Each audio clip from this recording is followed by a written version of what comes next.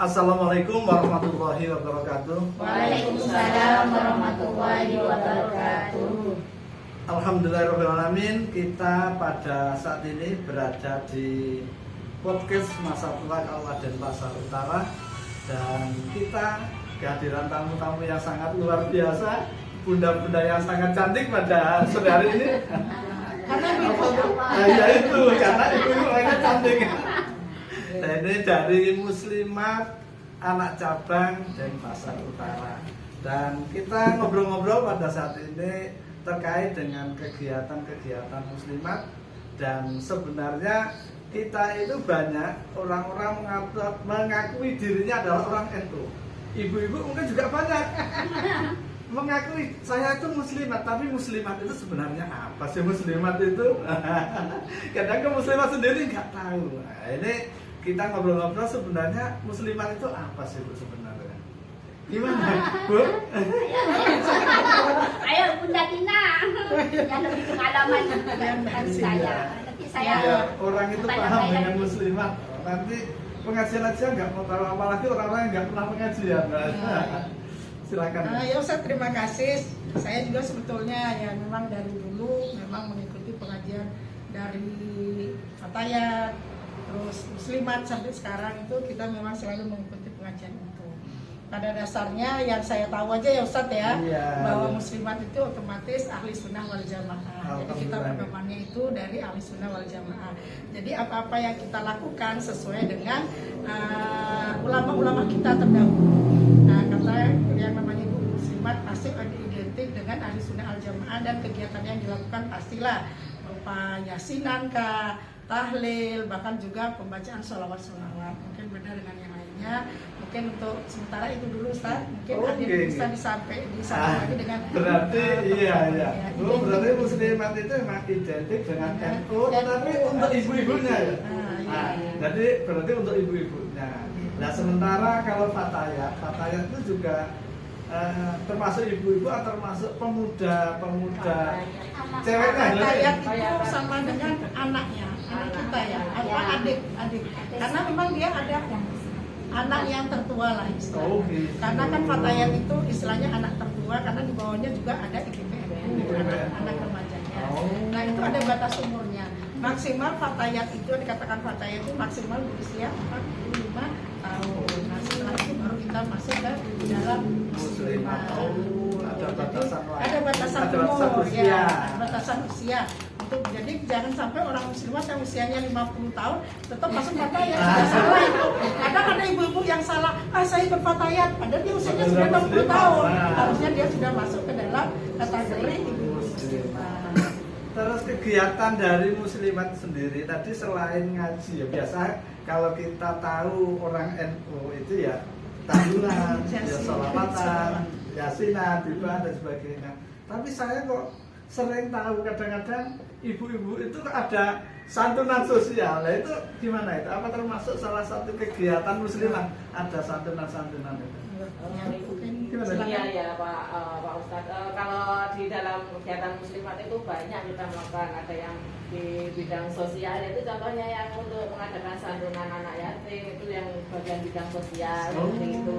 Yang bagian dakwah itu nanti mengadakan ada macam perlombaan, mengadakan taklim akbar seperti itu. Sebagai Muslimat kita juga banyak kegiatannya. Nah, ini yang Programnya itu banyak. perlu umat itu tahu Iya. bahwa Muslimat itu kegiatannya bukan hanya Ya. tahlilan ya. Yasin dan tahlil Nah, aja. ya itu. Jadi Makanya memang di kepengurusan Muslimat itu banyak Ustaz. Di sana sudah ada bidang-bidangnya. Ada bidang sosial, bidang pendidikan, bidang dakwah, bidang Koperasi. ekonomi, koperasi, itu ada bidang-bidangnya. Jadi sesuai dengan mereka membuat satu program sesuai dengan bidang-bidang yang mereka bidangi. Misalnya seperti saya bidang pendidikan di Muslimat anak cabang dari Pasar Utara, kebetulan saya koordinator bidang pendidikan. Iya, Jadi iya, saya iya. punya suatu program, suatu saat saya akan mengadakan misalnya lomba manasik haji, supaya ibu Muslimat tahu di mana sih manasik haji itu. Nah, terus lomba-lomba yang lain juga ada. Itu program Iya, iya. mungkin kedepannya untuk dan Pasar Utara dari bidang pendidikan. Nah kebetulan bunda-bunda ini juga di bidang-bidang juga, mungkin ada bidang Bidang bunda, informasi, bidang koperasi. ekonomi, Nah, dia ini ya, terus mencari sosial. uang. Wah, Mencari uang. Ya, Ini dia berjualan. bagaimana menghasilkan untuk uang. kegiatan Nah. muslimat itu biar bisa mempunyai Dana. biar bisa modal. Itu dari pertama ya dari anggota. Berjualan sembako. Ya, Berjualan jualan sembako. Ya, Ya, Ustaz. ya, ya. Jadi bukan pengajian itulah, jadi dia berjualan sembako. Berarti Ditawarkan termasuk ke anu, jamaah. pemberdayaan ekonomi itu Betul, kan? betul. Ah, Pemberdayaan iya, ekonomi. iya.